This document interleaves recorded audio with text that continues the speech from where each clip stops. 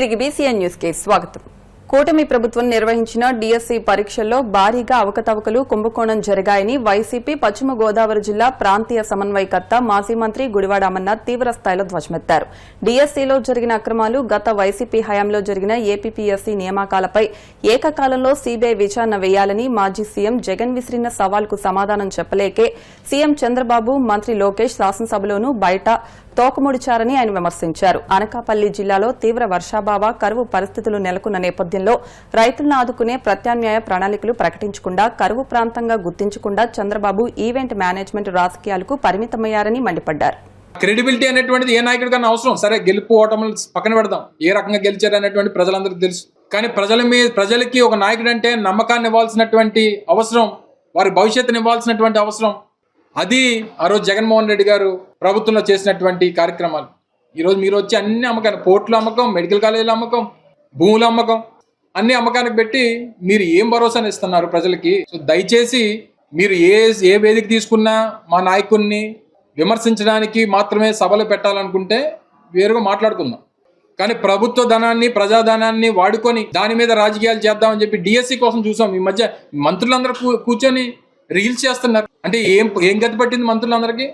మంత్రులకు కలిసి కూర్చొని మేకప్ వేసుకొని వీడియోలు చేసుకునేటువంటి పరిస్థితికి వచ్చేసారు రాష్ట్రంలో మంత్రివర్గం అంతా కూడా. ఇవన్నీ ఎందుకు? సిబిఐ ఎంక్వైరీ చేసిస్తే పోద్దు కదా. సిబిఐ ఎంక్వైరీ చేస్తే వాస్తవాలు ఏంటనేటువంటి తెలిసిపోద్దు కదా. ఇన్స్టాగ్రామ్లో రీల్స్, ఫేస్బుక్లోని, ఇన్స్టాగ్రామ్లో వీటిలోని రీల్స్ చేసుకొని వాళ్ళు సమయం గడుపుతున్నారు. అంటే ఎంత ఖాళీగా ఉన్నారండి ఈ రాష్ట్రంలో మంత్రివర్గం అంతా కూడా. దయచేసి ఇప్పటికన్నా ఆ రోజు జగన్మోహన్ రెడ్డి గారు చేసినటువంటి ఛాలెంజ్ని స్వీకరించేటువంటి ధైర్యం చేయమని, ఆ రోజు మా హయాంలో జరిగినటువంటి ఏపీపీఎస్సీ మీద మీరు చేస్తున్నటువంటి ఆరోపణల మీద, ఈ రోజు డిఎస్సీ మీద మేము చేస్తున్నటువంటి ఆరోపణల మీద, రెండింటి మీద ముందు సిబిఐ ఎంక్వైరీ డిమాండ్ చేస్తూ, ఇప్పటికన్నా రాజకీయ ప్రసంగాలు, రాజకీయ ఆరోపణలు పక్కన పెట్టి రాష్ట్ర భవిష్యత్తు కోసం, రాష్ట్ర అభివృద్ధి కోసం ఇచ్చినటువంటి హామీల మీద ఈ ముఖ్యమంత్రి దృష్టి పెట్టాలని మరొకసారి ఈ రాష్ట్రంలో ఉన్నటువంటి ప్రభుత్వాన్ని, వెనుపోటు పార్టీ అధ్యక్షుని ఇద్దరిని కూడా కోరుతా ఉన్నాం. రోజు గోవాడ షుగర్ ఫ్యాక్టరీని కాపాడుతారని కానీ, లేదా ఈ రాష్ట్రంలో ఉన్నటువంటి రైతాంగానికి మేలు చేస్తారనేటువంటి నమ్మకం చంద్రబాబు నాయుడు గారి మీద లేదు. కానీ కనీసం షుగర్ ఫ్యాక్టరీకి చెరుకు తోలినటువంటి రైతులకన్నా పేమెంట్లు ఇవ్వాలి కదా, పనిచేసినటువంటి కార్మికులకు జీతాలు ఇవ్వాలి కదా. మేము ఆ రోజు 5 సంవత్సరాలు మేము ప్రభుత్వంలో, 2.5 సంవత్సరాలు నేను మంత్రిగా, సంబంధించినటువంటి శాఖ మంత్రిగా, గోవాడ షుగర్ ఫ్యాక్టరీకి రాష్ట్రంలో మిగిలినటువంటి ఏకైక చక్కెర సహకార రంగంలో ఉన్నటువంటి చక్కెర కర్మాగారం 89 కోట్ల 90 లక్షల రూపాయలు ఇచ్చాం. అది గ్రాంట్ రూపంలోనో ఇంకో రూపంలోనో ప్రభుత్వానికి ఆ ప్రాంతంలో ఉన్నటువంటి 24,000 మంది రైతుల తాలూకా భవిష్యత్తుని దృష్టిలో పెట్టుకొని కాపాడేటువంటి కార్యక్రమం చేశాను. మా నాయకుడు ఇచ్చినటువంటి మాట నిలబెట్టుకునేటువంటి కార్యక్రమం చేశారు. గత సంవత్సరం జరిగినటువంటి జనరల్ బాడీ సమావేశంలో ఇప్పుడు ఉన్నటువంటి శాసనసభ్యులు, పార్లమెంట్ సభ్యులు వచ్చి గత 5 సంవత్సరాల్లో వైఎస్ఆర్ కాంగ్రెస్ పార్టీ ప్రభుత్వంలో ఎంత ఇచ్చారో అంతకన్నా ₹1 ఎక్కువ ఇస్తామని చెప్పి ఇప్పుడు 2.5 సంవత్సరాలు అయింది, ₹1 ఇవ్వాల.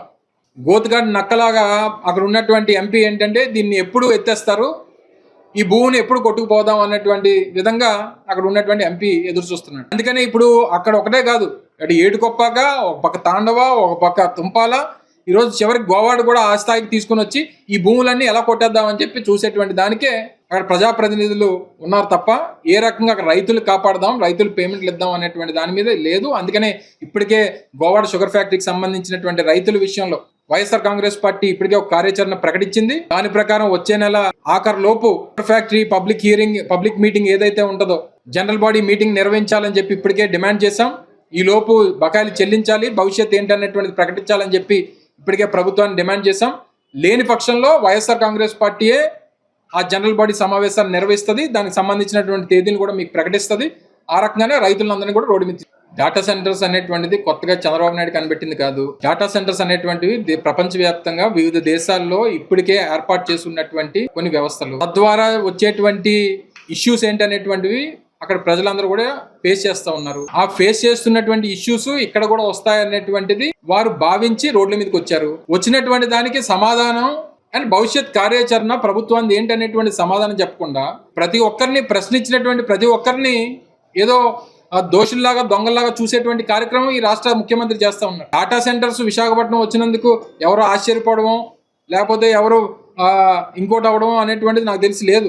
ఎందుకంటే డాటా సెంటర్స్ వల్ల ఎంప్లాయ్మెంట్ జనరేషన్ అనేటువంటిది జరగదు అనేటువంటి దాని ఆ స్టాండ్కి మేము మొదటి రోజు ఏం మాట్లాడామో ఈ రోజు కూడా అదే మాట్లాడుతున్నాం. అందుకనే మేము ప్రభుత్వంలో ఉన్నప్పుడు అదానికి డాటా సెంటర్ అలాట్మెంట్ చేసినప్పుడు, ల్యాండ్ అలాట్మెంట్ చేసినప్పుడు చాలా క్లియర్ గా ఎంప్లాయ్మెంట్ జనరేషన్ తాలూకా ఏదైతే క్లాజ్ కూడా పెట్టాం. డాటా సెంటర్స్ లో ఎంప్లాయ్మెంట్ జనరేషన్ కాదు కాబట్టి మీరు ఐటీ పార్క్ ని ఒకటి డెవలప్ చేసి ఒక 25,000 ఉద్యోగాలు మీరు కల్పిస్తేనే మేము డాటా సెంటర్ మీకు పర్మిషన్ ఇస్తామని చెప్పి కంబైన్ చేసి జియో వాళ్ళతో మాట్లాడి చర్చించి నిర్ణయం తీసుకున్నాం. కానీ ఇప్పుడు జరుగుతున్నటువంటి డాటా సెంటర్స్ అలాట్మెంట్స్ ఆ రకంగా జరగట్లేదు. నేరుగా భూమి ఇస్తున్నారు, నేరుగా వాటర్ ఇస్తామని చెప్తున్నారు, పవర్ ఇస్తామంటున్నారు.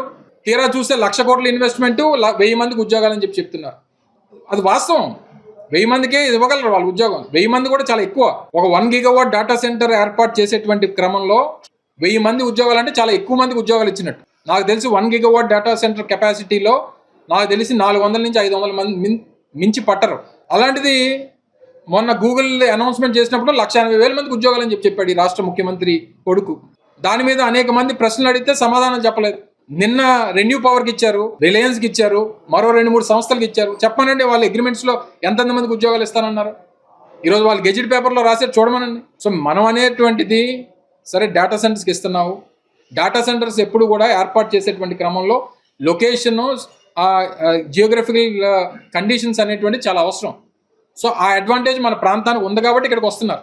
దాంతోపాటు చంద్రబాబు నాయుడు గారు విచ్చలవిడిగా ఇష్టం వచ్చినట్టు ఇన్సెంటివ్స్ ఇస్తున్నారు. కానీ వచ్చేటువంటి ఫర్దర్ ఇష్యూస్ ఏంటనేటువంటి దానికి మీ దగ్గర సమాధానం లేదు ప్రభుత్వం దగ్గర. మీరు 10 TMC ఆఫ్ వాటర్ ఎలా సప్లై చేస్తారు, పర్యావరణానికి జరిగేటువంటి నష్టాన్ని ఎలా పూడుస్తారు, లేదా పవర్ ఏదైనా ఫ్లక్చుయేషన్స్ వస్తే, లేదా వైసీపీ మాజీ ఎమ్మెల్యే వాసుపల్లి గణేష్ కుమార్ పై టీడీపీ విశాఖ జిల్లా అధ్యక్షులు చోడే పట్టాభిరామ్ ఫైర్ అయ్యారు. ఎమ్మెల్యేగా ఓడిపోయిన తర్వాత వాసుపల్లికి మతి భ్రమించిందన్నారు.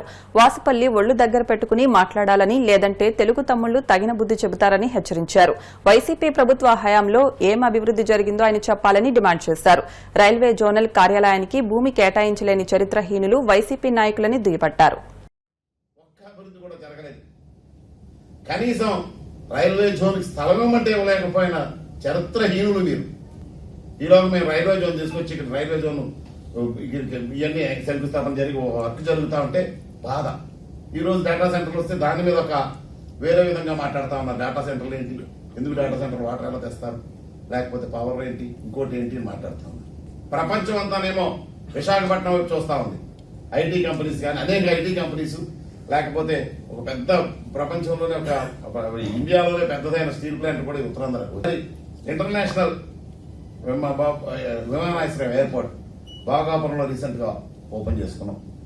మరి అన్ని మొన్న ఒక మాట మాట్లాడతారు, ఆ ఇంటర్నేషనల్ ఎయిర్పోర్ట్ మేమే తెచ్చాం, మేమే కట్టించామన్న. మీరు తెచ్చారా? మొత్తం అంతా ఆ రోజు బాబు గారు కష్టపడి, మరి ఆ రోజు విమానయాన మంత్రిగా ఉన్న అశోక్ గారు తీసుకొస్తే కేంద్రంతో మాట్లాడి ఆ మొత్తం అదంతా పూర్తి చేసి అక్విజిషన్ ల్యాండ్ అన్ని ఎక్వైర్ చేసి ఎవరైతే ఈ జిఎంఆర్ చేశారో వాళ్ళకి అన్ని నిర్ణయించి జిఎంఆర్ ని అక్కడ పెట్టి అన్ని స్టార్ట్ చేయిస్తాం. ఈ రోజు వచ్చేసేసి మేము చేసాం. ఆ జిఎంఆర్ ను మళ్ళీ ఇబ్బంది పెట్టి జిఎంఆర్ కాదు వేరే వాళ్ళకి ఇవ్వాలని ఆపేసేసి మళ్ళీ 500 ఎకరాలు పక్కన పెట్టాలనేసి మళ్ళీ అదే జిఎంఆర్ మీరు ఇచ్చి మళ్ళీ మేము శంకుస్థాపన చేస్తామంటే చేసి క్రెడిట్ చోరీ. ఏ విధంగా మాట్లాడతారు మీరు? ఎంపీ గారు పని చేయట్లేదని మాట్లాడతారు, లేకపోతే చంద్రబాబు నాయుడు గారు బుల్లెట్ ట్రైన్ అమరావతికి అదేంటిది? మొత్తం రాష్ట్రం అంతా బాగుపడాలి. Rome cannot be build in a day. Amaravati వస్తే అమరావతి తర్వాత విశాఖపట్నం వస్తుంది. ఆయన తాగేసి మాట్లాడి ఇట్లా అంటాడు, బుల్లెట్ ట్రైన్ నేను ఉంటే బుల్లెట్ ట్రైన్. ఏం సాధించావు నువ్వు? ఒక రోడ్డే లేదు, బుల్లెట్ ట్రైన్. వాళ్ళు ఒకసారి వెనక్కి తిరిగి చూసుకో, ఏం సాధించావు? మత్స్యకారులు అంటే కనుక ఒక నమ్మకానికి నిదర్శనం. రియల్ గా ఒక నమ్మిన మాట మీద ఉంటారు. తల్లి పాలు తాగి రొమ్ము గుద్దే రకంగా ప్రవర్తించావు నువ్వు. నిజంగా మత్స్యకారులందరూ కూడా బాధపడుతున్నారు నువ్వు మత్స్యకారుడు అయినందుకు. తెలుగుదేశం పార్టీ కష్టంతో, తెలుగుదేశం పార్టీ కార్యకర్తల కష్టంతో ఎన్నికయ్యి మా పార్టీ నుంచి ఎమ్మెల్యే ఉంది. నువ్వు పార్టీ మారావు. నీ భాగవతం మాకు తెలీదా? నీ రాంబాణం కాలేదు నువ్వు చేసిన భాగవతం మాకు తెలీదా? నీ గురించి ఎవరికి తెలీదు. కాబట్టి మేము వైసీపీ నాయకులకి అందరికీ ఒకటే హెచ్చరిస్తా ఉన్నాం, ఒళ్ళు దగ్గర పెట్టుకుని మాట్లాడండి. మాట్లాడే భాషను సరి చేసుకోండి. రప్ప లేకపోతే ఇంకోటి ఇష్టం వచ్చినట్టు మాట్లాడుతూ చూస్తూ ఊరుకునే పరిస్థితుల్లో కూటమి నాయకులు ఎవరు లేరు. ఒళ్ళు దగ్గర పెట్టుకుని కబడ్దార్ అని చెప్పి హెచ్చరిస్తా నేను మీ ద్వారా. కోనసీమ తిరుమలగా వర్ధిల్లుతున్న వాడపల్లి శ్రీ వెంకటేశ్వర స్వామి ఆలయంలో సోమవారం ప్రత్యేక పూజలు వైభవంగా నిర్వహించారు. మంగళ వాయిద్యాల నడుమ శ్రీ స్వామి అమ్మవార్లకు మేలుకొలుపు సేవను నిర్వహించిన అనంతరం ఐశ్వర్యలక్ష్మి హోమాన్ని జరిపించారు.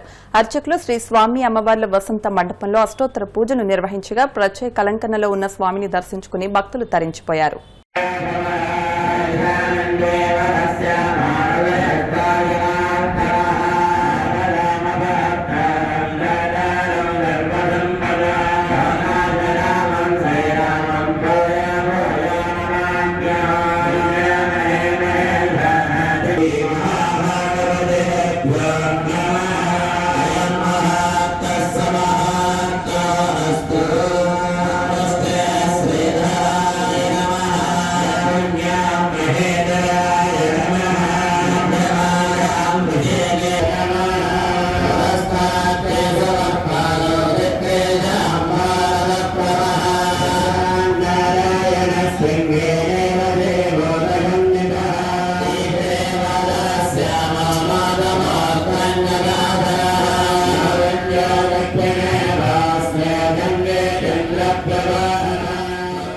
వార్తలు ముగించే ముందు ముఖ్యాంశాలు మరొకసారి.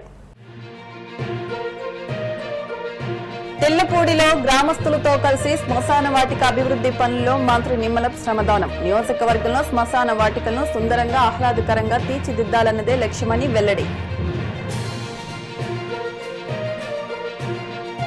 మద్యం రవాణా కేసులో మాజీ మంత్రి కారుమూరి నాగేశ్వరరావు అరెస్ట్. బీసీ నేతలను లక్ష్యంగా చేసుకుని వేధిస్తున్నారని చెల్లుబోయిన వేణు ధ్వజం.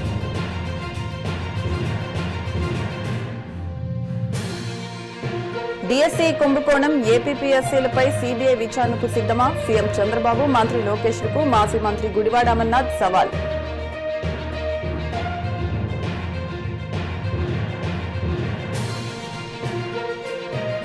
వాడపల్లి వెంకన్న ఆలయంలో ప్రత్యేక పూజలు. మంగళ వాయిద్యాల నడుమ శ్రీ స్వామి అమ్మవార్లకు మేలుకొలుపు సేవ, ఐశ్వర్యలక్ష్మి హోమం.